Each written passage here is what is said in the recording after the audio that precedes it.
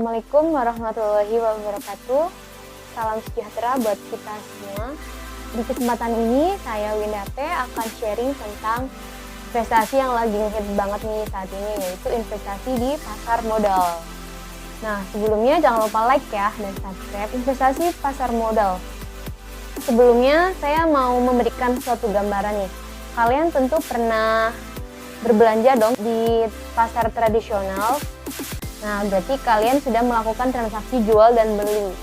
Sama halnya di pasar modal juga melakukan transaksi jual dan beli. Nah, tapi di pasar modal yang dijual adalah surat berharga yang diterbitkan oleh perusahaan atau pemerintah untuk modal usaha.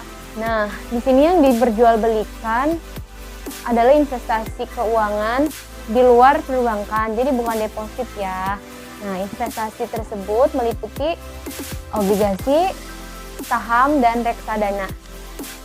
Apa sih arti saham, apa sih arti obligasi, dan apa sih arti reksadana? Berikut penjelasannya. Obligasi adalah liabilitas jangka panjang yang berbentuk surat pengakuan utang. Obligasi diterbitkan oleh entitas yang memiliki janji untuk membayar sejumlah utang pada tanggal jatuh tempo yang ditentukan dan dengan bunga periodik tertentu. Saham adalah surat yang menjadi bukti seseorang memiliki bagian modal suatu perusahaan. Seseorang yang memiliki saham memiliki hak atas bagian aset perusahaan tersebut. Kemudian reksadana adalah wadah dan pola pengelolaan dana atau modal bagi sekumpulan investor untuk berinvestasi dalam instrumen investasi yang tersedia di pasar modal dengan cara membeli unit penyertaan reksadana yang diatur oleh manajer investasi.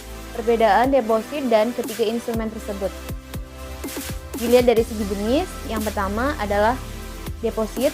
Deposit adalah suatu pendapatan di bank, sedangkan pasar modal obligasi adalah surat utang dari perusahaan baik swasta maupun negeri. Sedangkan saham adalah surat kepemilikan perusahaan. Sedangkan reksadana adalah mencakup ketiga instrumen tersebut, namun investasinya dilakukan secara kolektif oleh manajer investasi. Yang kedua, dari segi hasil. Kalau untuk deposit, hasilnya berupa bunga bank. Kalau untuk obligasi, berupa kenaikan harga obligasi atau dikenal dengan kupon. Kalau untuk saham itu keuntungannya berupa keuntungan saham atau dikenal dengan dividen. Dan kalau untuk reksadana itu keuntungannya mencakup dari ketiga instrumen tersebut. Nah, yang ketiga, risikonya. Untuk jenis risikonya nih, kalau untuk di deposito, karena dia tidak terpengaruh dengan perdagangan, maka tidak mengalami fluktuasi. Kalau untuk di pasar modal, obligasi, saham maupun reksadana itu mengalami fluktuasi. Namun, kalau dibandingkan untuk saham dan obligasi, saham lebih berfluktuasi dibandingkan obligasi. Nah, ada 5 keuntungan untuk investasi di pasar modal. Berikut penjelasannya. Yang pertama, fokus pada apa yang Anda ketahui dan yang mudah Anda pahami. Yang kedua, memiliki pandangan jangka panjang. Yang ketiga, hanya berinvestasi pada manajemen yang bersih. Yang keempat, memiliki dana cadangan. Dan yang kelima, jangan takut untuk menjadi berbeda. Nah, perlu teman-teman ketahui bahwa pasar modal atau Bursa Efek Indonesia adalah salah satu bursa efek di dunia yang dimana sejumlah uang saling berpindah dari dalam maupun luar di suatu negara. Jadi kepikiran nggak gimana transaksi di pasar modal? Kalau untuk di pasar tradisional kan udah jelas tuh transaksinya, langsung ketemu ke pedagang. Kemudian dari segi keamanan juga langsung dikelola oleh pasar. Nah, gimana sih kalau di pasar modal? Perlu dicatat nih buat teman-teman. Kalau di pasar modal, kita tidak bisa melakukan transaksi secara langsung karena ada broker yang menjadi perantara.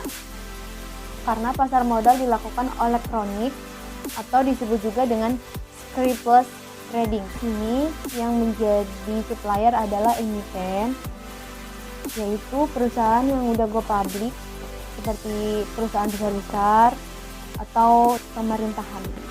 Setelah proses di bursa selesai, proses selanjutnya dijalankan oleh KPEI atau KPEI bertugas untuk menjaga dan membantu investor dan memastikan bahwa yang beli dapat barang dan yang menjual dapat untung atau uang.